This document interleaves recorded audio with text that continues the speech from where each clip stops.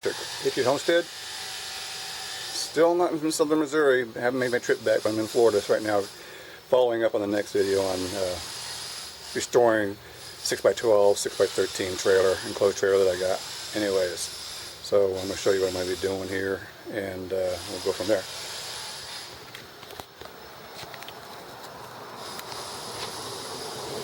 There's a lot of noise behind me. People next door are redoing their floor. Cars driving through the subdivision, but gotta do what you gotta do. Anyways, I'm going to be putting these markers on, the reflectors. One of these indicators that goes on the back top. I got some 10 gauge wire for the brakes and the ground, and the backup. I got some more 3-strand wire, 12 gauge. I'm using this rubber plastic tubing, which is from, it's called Everbuilt.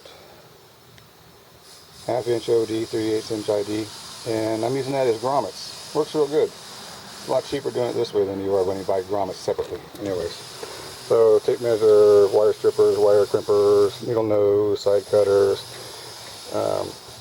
Ryobi driver, some electrical tape, some Buildex Tech screws, self-tapping screws, 3/4 inch, 10 by 16. Electrical tape, steel tape for running the wires, and then of course my box that has all my connectors and crimpers and wire straps, solar panel connectors, and you name it. Hopefully I have it. Anyways, yesterday after the video I went ahead and was able to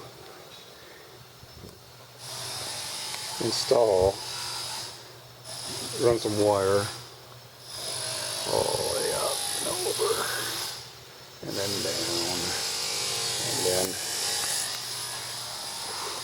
installed the rear brake light turn signals, and also the backup lights, and did both sides. Came out real nice. As you can see right there, I'm using that rubber tubing both places. Using them to go ahead and insulate the wires from being all cut and everything. So it goes down, and I got some more here, and then I got some more here, and what I did was this 7-pin wire is going to come up through here, and the box I haven't determined where I'm going to put the junction box yet. That's it right there, right here. As you see, there's a hole in the frame. Looks like a 2x3 or 2x4 frame, and square tubing, and there's a hole there, so I pulled those wires in through the back, and as you can see, ran the wires from all the way there, went up, went over, and then down. So now I've got to run another running light to the top where that pigtail is. So that's the side marker. I really got to do two, because I need the back markers and the side back markers also, and then ditto on this side too. There's another, I don't know if you can see, it's a black wire, but it's a pigtail. Then I got to drive another line from this junction box. So junction box here, going through this square channel up to the top. Another piece of plastic tubing. And then I'm going to have two side markers here. I'm going to have one yellow in the front, amber in the front, amber in the back side. Run it over here to the other side, do the same thing. So now I'll put one down here in the bottom, and then of course on the other corner also. And I have one fender right now, but I have the front fender lights, and so that's what these pigtails are for. And that'll go over to this fender or the other fender. I got to figure out which one it is. And then I have the amber on the front and the red on the back indicator. And then I'm going to have I got of course some markers and some reflectors also. So I'm just going to make sure I put them in the right position. And then of course you see here I have the holes for license plate light.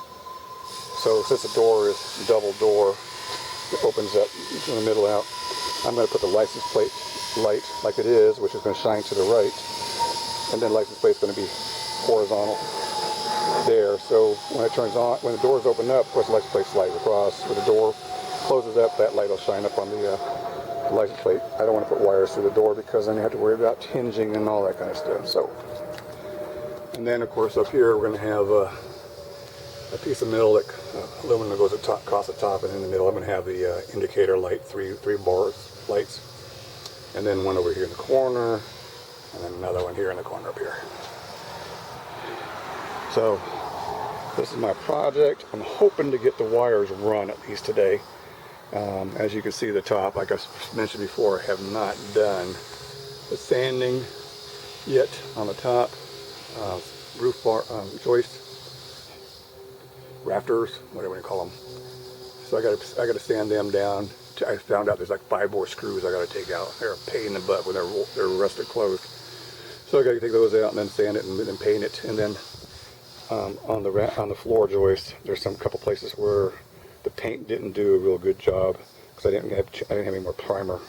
But I wanted to touch it up before it rained, because it rained for the last couple days like crazy. Anyway, so then I got to go ahead and I'm going to sand underneath each under each floor joist, sand it underneath, and then I'm going to roll it because it's easier to roll than it is trying to lay under there and spray it. And it's Rust-Oleum rust inhibitor paint and primer all in one, so I'm going to use that.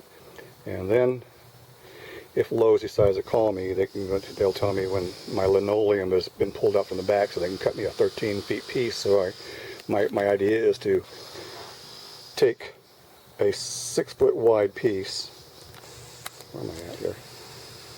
Okay, 6-foot wide piece of linoleum and put it on the floor, on the beams, with an inch on either side going up, and then of course maybe 3 inches on the front, 3 inches in the back. Then put down the plywood. Of course, glue. Spray some glue. Put the plywood on, and screw the plywood down. Yeah, it's a redneck way, but I was thinking, it can be a means of protecting my plywood. So I'm gonna use a Dantec, which is real good. I was not happy with the reviews and the pressure treated 4x8 sheets from either Lowe's or Home Depot. It looks like they're not made great like they used to. The quality really sucks. It looks like in the corners and the sides they're all delaminating on the edges. And I can't have that. I don't want that. So Advantech is a little bit more expensive, not by much. And if I put that barrier, that linoleum underneath there, it should take care of it, no problem at all. And then once I get the flooring in, then I'll take the other half of that linoleum and I'll glue it down to the top of the plywood, and then I'll have my floor done. And then my next step will be, of course, running the siding. And I'm hoping I can do that. Oh no, that's not yet. That big window right there needs 4 1x2 square tubings welded up there, so I have a place where I can screw down the siding. And then I've got to take these posts, they're window hydraulic arms supports, and I need to cut those off, because if I'm going to do the 1/2 inch or 3/8 inch siding inside, I need to have that flat. Anyways, this is my project for today. When I get back, hopefully you'll see the work I've done. I want to make sure I test everything. So the wires I got to run now are the wires for left and right fender.